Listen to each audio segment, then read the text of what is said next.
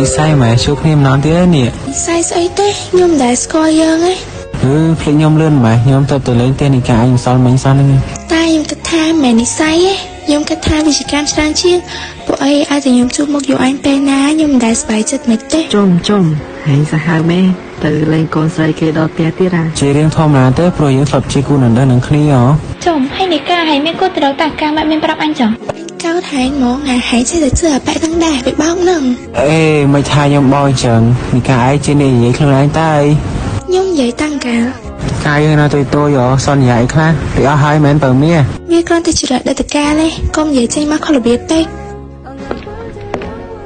អញសែនមួយនេះម្នាក់នេះអញបងឯងតាហើយទៅបាច់ពីបងឯង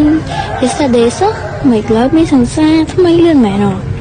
ដឹងឲ្យដៃគេមិនខ្លះទេនេះ ទៀតពីនឹងទៀតឲ្យដៃក្បាលថ្ងៃស្អីមិនបែក មកអញនិយាយត្រូវមែន ត្រូវតាតែត្រូវមកកំភ្លៀងយកឡតមីស្ទើអត់គ្រប់ ណែថ្ងៃមានសិតអីមកវាយអញហ្នឹង អាណាប្រាយថ្ងៃមករករឿងអញមុនធ្វើអី មកទៅទិញឲ្យញ៉ាំវិញហើយកុំនៅនឹងយូរពេកបងមានអារម្មណ៍អត់ល្អទេ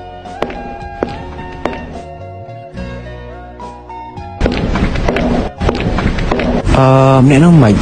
ជាសង្សារចាស់នីកាឯងមែន ហើយប្រវែងចេះដឹងរឿងខ្ញុំម៉េះ គ្រាន់សួរបន្តិចសោះហ្នឹងណា អេនិយាយចឹងយូរឯងនិយាយគេមុននឹងថាខ្ញុំឆ្លោះសន្យាគេមួយយូរឯងកាលមុននិយាយប្រាប់ខ្ញុំតិចមើល នីកានិយាយថានីកាស្រឡាញ់ខ្ញុំខ្លាំងហើយចង់រៀបការជាមួយខ្ញុំទៀតសំខាន់ណាស់សន្យាថាបើខ្ញុំធ្វើប្តីទេនីកាសុខចិត្តស៊ីកត់ឲ្យចាស់ យូវាមិនដែរទេប្រឡោះទៅដឹងឯង មិនលើមិនខ្ញុំនិយាយការពិតសោះសំខាន់នីកាឯងកុំភ្លេចធ្វើតាមសន្យាខ្លួនឯងផងណា ឈួតហើយយូរឯងគិតអីហ្នឹងរឿងតាមពីអតីតកាលសោះហ្នឹងណាបានណាខ្ញុំទៅថ្នាក់វិញណា អើយគួរឲ្យស្រឡាញ់មែនចាំមើលសាច់ញ៉ែលើកទី2សិនកាលមុនពីក្មេងញ៉ែអត់ទាន់បានឥឡូវញ៉ែពេលធំម្ដងមើល